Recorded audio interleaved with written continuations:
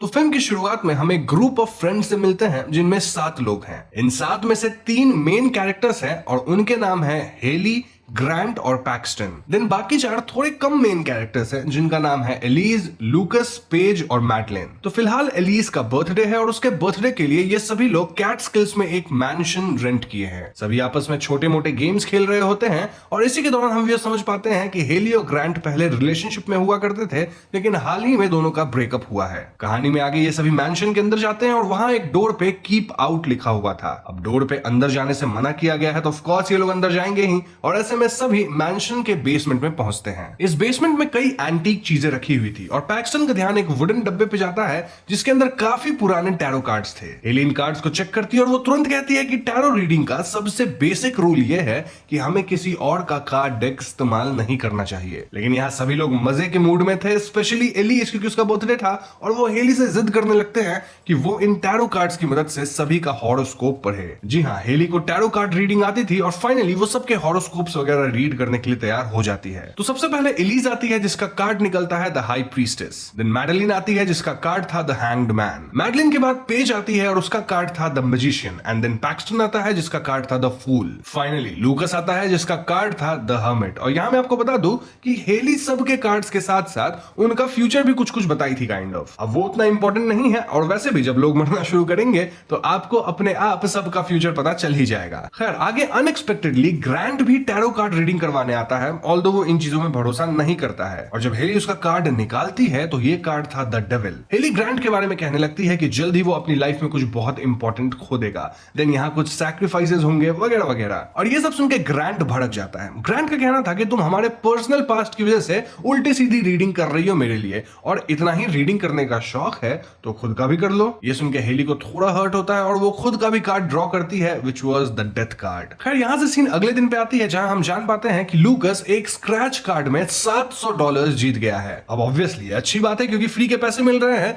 लेकिन ये थोड़ा अजीब भी था क्योंकि कल लूकस का हॉरोस्कोप पढ़ते वक्त हेली बोली थी कि जल्दी उसे थोड़े फाइनेंशियल गेन्स होंगे। तो देखा जाए तो कहीं ना कहीं टैरो कार्ड की रीडिंग वाली बात सच हो रही थी। वैसे इस बात पे कोई भी ज्यादा ध्यान नहीं देता और इन सीन्स में हम समझ पाते हैं कि पैक्सटन को मर्डर मिस्ट्री पॉडकास्ट वगैरह सुनना काफी पसंद है। अब उस रात एलिज को अपने घर पे असाधारण गतिविधियां महसूस होती है और जब वो एटिक में जाती है तो उसे अपना कार्ड हाई प्रीस्टेस वहां पड़ा दिखता है। इसके ठीक बाद एक रियल लाइफ हाई प्रीस्टेस जो कि काफी डरावनी थी वो एलिज पे झपट पड़ती है। इस हमले से एलिज एटिक से नीचे गिर जाती है और ऐसे में हाई प्रीस्टेस एटिक का लैडर उठा के एलिज पे बार बार हमला करती है जिससे एलिज की जान चली जाती है। अब अगले दिन एलिज की मौत की खबर बाकी के दोस्तों को लगती है और सभी इसे बस एक एक्सीडेंट मानते हैं। उस रात एलिज की मौत का गम बांटते हुए हेली थोड़ा बहुत पेज से ओपन अप होती है और यहाँ हेली बताती है कि कैसे बचपन में उसकी माँ काफी बीमार पड़ गई थी और उनका बच पाना काफी मुश्किल लग रहा था। वो वक्त हेली के लिए बहुत ज्यादा मुश्किल था और ऐसे में हेली टैरो कार्ड रीडिंग उसी वक्त शुरू की थी और जब भी वो अपनी मॉम के लिए कार्ड्स रीड करती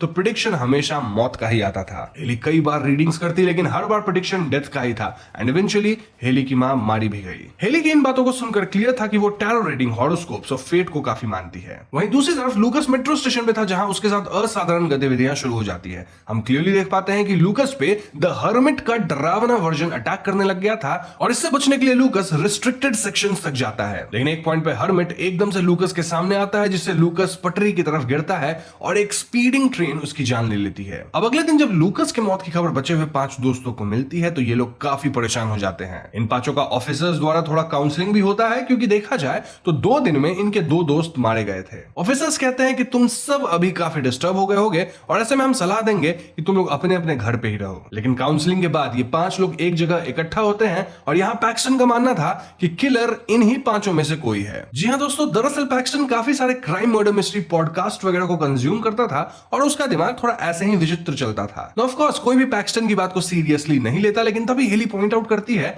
कि ये दोनों मौतें कहीं ना कहीं उसके टैरो कार्ड रीडिंग से मेल खाती है। For example, Haley card reading के वक्त लूकस से कही थी कि उसे फाइनेंशियल गेन होगी, देन वो कही थी कि वॉच वे यू गो और रॉन्ग ट्रैक पे मत जाना, लेकिन लूकस समहाउ रिस्ट्रिक्टेड एरिया में गया और वो रेल ट्रैक पे ही मारा गया। वहीं एलिस की भी प्रेडिक्शन लैडर वगैरह को लेके थी और लैडर से ही वो मारी गई है। अब हेली की बात को सुनकर सभी से तुरंत मान लेते हैं एक्सेप्ट ग्रांट, जिसका कहना था कि ये सब एकदम फालतू की बातें हैं, ये दो मौतें बस एक कोइंसिडेंस हो सकती हैं। लेकिन हेली और बाकी लोग ग्रांट की एक नहीं सुनते और वो ऑनलाइन एक ऐसे टैरो कार्ड रीडर को ढूंढ निकालते हैं जो कि ऑकल्ट वगैरह में एक्सपर्ट थी। इस लेडी का नाम अल्मा एस्ट्रिन था और ये सभी लोग अल्मा से मिलने उसके घर पहुंच जाते हैं। यहाँ हेली अल्मा को बताती है कि इनके 5 दोस्त मारे गए हैं और ये सब तब शुरू हुआ जब हेली सबका टैरो कार्ड रीडिंग करी। ये सुन के अल्मा इंस्टेंटली पूछती है कि क्या वो कार्ड एक वुडन बॉक्स में था जिसपे सर्कुलर शेप वगैरह कुछ बना हुआ था हॉरोस्कोप्स का, और ये कार्ड्स भी हैंड ड्रॉन और पुराने थे। हेली हामी भरती है और ऐसे में अल्मा इन स्पेशल टैरो कार्ड की हिस्ट्री बताना शुरू करती है। तो 1951 के दौरान मेक्सिको सिटी में 6 मौतें हुई थी और वो 6 लोग इन्हीं कार्ड्स की मदद से टैरो रीडिंग किए थे मौत के ठीक एक दिन पहले। 1969 में भी 8 लोगों की मौत हुई थी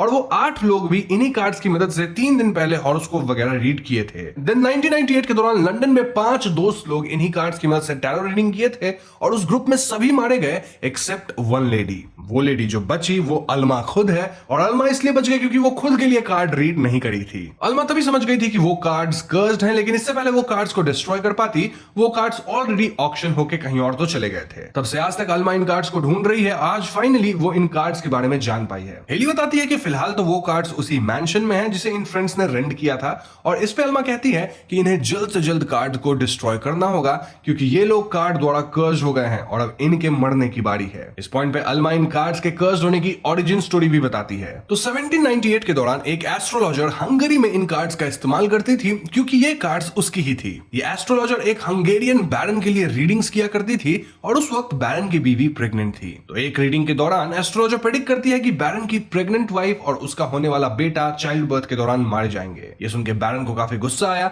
और वो एस्ट्रोलॉजर से इस प्रेडिक्शन को चेंज करने कहा। एस्ट्रोलॉजर बार बार टैरो कार्ड रीड करती रही लेकिन हर बार बैरन का सेम ही कार्ड खुलता। ऐसे में बैरन एस्ट्रोलॉजर को उस जगह से भगा दिया और एस्ट्रोलॉजर अपनी बच्ची के साथ यहाँ से निकल गई। कुछ दिनों बाद हुआ वही जो एस्ट्रोलॉजर बोली थी, यानी बैरन की बीवी और नवजात शिशु दोनों मारे गए। ऐसे में बैरन एस्ट्रोलॉजर का विच हंट करवाने लगा और इसके दौरान एस्ट्रोलॉजर की बेटी को लटका के मार दिया गया। अब अपनी बेटी को खो के एस्ट्रोलॉजर इतने गुस्से में आए कि वो कुछ रिचुअल वगैरह करके इन कार्ड्स को कर्स कर दी। इनफैक्ट वो खुद को भी मार ली जिससे इन कार्ड्स पे ऐसा कर्स लगा जिसके मुताबिक जो भी इन कार्ड्स से रीडिंग करेगा उसकी मौत निश्चित होगी। कहीं ना कहीं एस्ट्रोलॉजर की आत्मा इन कार्ड्स से जुड़ गई थी और वो सबसे पहले बैरन से बदला ली और तब से आज तक इन कार्ड्स ने कई विक्टिम्स को क्लेम किया है। तो इन बातों को जानने के बाद हेली, ग्रांट, पैक्सटन, पेज और मैडलिन फॉरेन कार्ड्स को डिस्ट्रॉय करने मैंशन की ओर निकलते हैं। रास्ते में इनकी कार अपने आप रुक जाती है और ऐसे में हैंगमैन का घोस्ट इन पे हमला कर देता है। इस हमले में हैंगमैन मैडलिन की जान इनकी आंखों के सामने ले लेता है। इस घटना से डर के पैक्सटन सीधा यूनिवर्सिटी अपने रूम की तरफ भागता है ताकि वो एक कन्फाइंड स्पेस में सेफ रह सके। लेकिन पैक्सटन के साथ यूनिवर्सिटी में असाधारण गतिविधियां शुरू हो जाती हैं। इनफैक्ट एलिवेटर के बाहर एंड देन अंदर उसे जोकर जैसा द फूल दिखता है जो कि उसे मारने वाला था। दूसरी तरफ बाकी 3 बच्चे पैक्सटन की तरफ भागे नहीं थे बल्कि वो कार्ड्स को खत्म करने मैंशन पहुंचते हैं। ये लोग कार्ड्स को जलाने की कोशिश करते हैं लेकिन ये कार्ड्स जलते ही नहीं। ऐसे में ये लोग अल्मा को कॉल करके यहाँ बुलाते हैं और अल्मा रिचुअल्स वगैरह करके कार्ड से जुड़ी स्पिरिट को बुलाती है। सो फाइनली हम इस स्पिरिट को देख पाते हैं जो कि इनसे बात वगैरह नहीं करती बल्कि वो सीधा अल्मा का ही कार्ड काइंड ऑफ रीड कर देती है जिसमें 6 स्वॉर्ड्स थे और एक इंसान को लग रही थी। इसके अगले ही क्षण अल्मा खींची चली जाती है विच मींस कि उसकी मौत भी 6 स्वॉर्ड से ही हुई होगी जैसा कार्ड में प्रेडिक्ट किया गया था। अब अल्मा के मरते यहाँ भगदड़ मच जाती है और इस भगदड़ में पेज ग्रांट और हेली से अलग हो जाती है। अब अगर आपको याद हो तो पेज का द मैजिशियन कार्ड आया था और ऐसे में एक मैजिशियन पेज को हॉन्ट करना शुरू करता है। यहाँ मैजिशियन की एक वियर्ड ऑडियंस भी थी और भागते हुए पेज एक बॉक्स में कैद हो जाती है। अब ये उसी तरह का बॉक्स है जिसमें यूजुअली मैजिशियंस तलवार डाल के मैजिक दिखाते हैं और इसके अंदर कोई ना कोई इंसान कैद होता है जिसको इन तलवार से कुछ नहीं होता। तो हाँ, ये मैजिशियन भी ऐसा ही करता है और इन द एंड वो बॉक्स को बीच से काट देता है। लेकिन इस बार जब तलवार से बॉक्स को काटा जाता है तो इसी के साथ पेज भी कट के मारी जाती है। अब बचे थे तो सिर्फ ग्रांट और हेली और इनके पीछे था द डेविल एंड डेथ। यहाँ डेविल ग्रांट को घसीट के मारने ले जाता है और ग्रांट को बचाने के लिए हेली इस इविल आत्मा के साथ एक आखिरी खेल खेलती है। पहले तो एस्ट्रोलॉजर की आत्मा से रहम की भीख मांगती है सेइंग कि मैं मानती हूं कि तुम्हारे साथ पास्ट में बुरा हुआ था लेकिन इसका मतलब ये नहीं कि तुम निर्दोष लोगों को जनरेशन दर जनरेशन मारते चलो। ऑफ कोर्स इन बातों से एस्ट्रोलॉजर को कोई फर्क नहीं पड़ता, वो बिल्कुल भी नहीं रुकती। इनफैक्ट वो हेली का गर्दन पकड़ के उसे हवा में टांग देती है। लेकिन चालाक हेली एस्ट्रोलॉजर के ही कार्ड से उसकी ही टैरो रीडिंग कर दी थी and the card was death. बस फिर क्या था, ये सारे कार्ड्स नष्ट होने लगते हैं और एस्ट्रोलॉजर की आत्मा भी इनके बीच जल के मारी जाती है। हेली भी अपनी मां के मौत वाली दुख को काइंड ऑफ रिलीज करती है, जाने देती है और उधर ग्रांट भी बच जाता है जिसे द डेविल ऑलमोस्ट मारने ही वाला था। फाइनली हेली और ग्रांट यूनाइट यूनाइट होते हैं और ये दोनों इस पूरी फिल्म को सर्वाइव कर पाए ना। वापस जाते वक्त इनके सामने एक कार आती है और इस कार से बाहर आता है पैक्सटन। जी हाँ दोस्तों, पैक्सटन भी सर्वाइव कर गया था क्योंकि इससे पहले द फूल उसे लिफ्ट में मारता, पैक्सटन का रूममेट आके लिफ्ट को ओपन कर दिया था, जिससे पैक्सटन बच गया। और उस घटना के बाद तो शायद कार्ड्स ही नष्ट हो गए, तो इससे पहले द फूल वापस आता, कार्ड्स खत्म हो गए तो फूल अब रहा ही नहीं। तो हाँ, 7 दोस्तों में से 4 मारे गए और 3 बच गए हैं, who are Grant, Haley and Paxton. इस पूरे इंसिडेंट से कहीं ना कहीं हेली और ग्रांट वापस क्लोज हो गए थे और यहीं पे फिल्म खत्म हो जाती है।